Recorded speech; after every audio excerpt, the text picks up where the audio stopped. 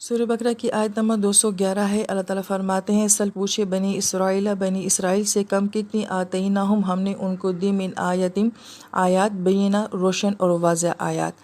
آتینہ کا مطلب ہوتا ہے کسی چیز کا کسی کو بڑی آسانی کے ساتھ دے دینا، اور آیا ہوتا ہے کہ ایک ایسی نشانی جس کو دیکھ کے آپ کو کسی کی یاد آ جائے۔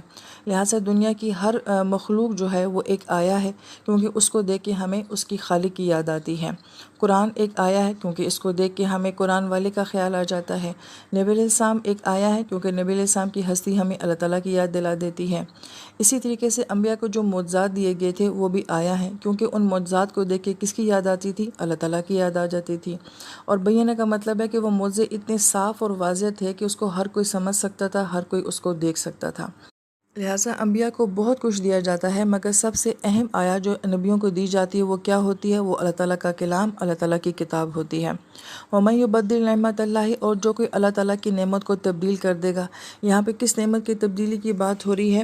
اللہ تعالیٰ کی کتاب جو بہت بڑی نعمت ہے اس کی تبدیلی کی بات ہو رہی ہے۔ تو سوال یہ آتا ہے کہ کوئی کیسے اللہ تعالیٰ کی کتاب کو تبدیل کر سکتا ہے؟ تو اس تبدیلی سے مراد یہ ہے کہ قرآن کی حق تلفی کرنا، اس کی ناقدری کرنا، اس کے مفہوم کو صحیح نہ سمجھنا، اس کو نہ پڑھنا، اس کتاب کی خوبصورتی کو نظر انداز کرنا اور اس کو صرف اپنے مطلب کے لیے استعمال کرنا اور اس کا غلط معنی آگے بتا دینا۔ تو اس طرح کے تمام رویے جو ہیں یہ اللہ تعالیٰ کی نعمت کی ناقدری یا اللہ تعالیٰ کی نعمت کی تبدیلی کے مترادف ہوتے ہیں۔ من بعدی کے بعد اس کے ما جاءتہ، جو ان کے پاس آیا۔ فإن اللہ شدید العقاب، تو اللہ تعالیٰ کی ذات جو ہے وہ شدید سزا دینے والی بھی ہے۔ یہاں لفظ عقاب جو آیا ہے یہ عقبہ سے ہے، اور عقبہ کا مطلب ہوتا ہے پاؤں کا پچھلا حصہ، جسے ہم ایڑی بھی کہتے ہیں۔ اسی سے ہماری اردو زبان کا لفظ عاقبت بھی بنتا ہے، یعنی کسی چیز کا انجام کیسا ہوتا ہے اسے عاقبت کہا جاتا ہے۔ عقبہ کا مطلب کسی کے پیچھے پیچھے چلنا بھی ہوتا ہے، جیسے کہ ہماری اردو زبان میں تعقب کا لفظ جو ہے وہ بولا جاتا ہے۔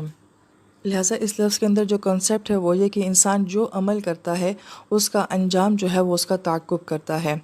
تو لہٰذا ہمیں یہ بات سمجھ آتی ہے کہ جس انسان نے دنیا میں قرآن کی ناقدری کی ہوگی تو اس کے اس برے عمل کا نتیجہ جو ہے وہ اس کا پیچھا کرے گا، اس کا تعقب کرے گا۔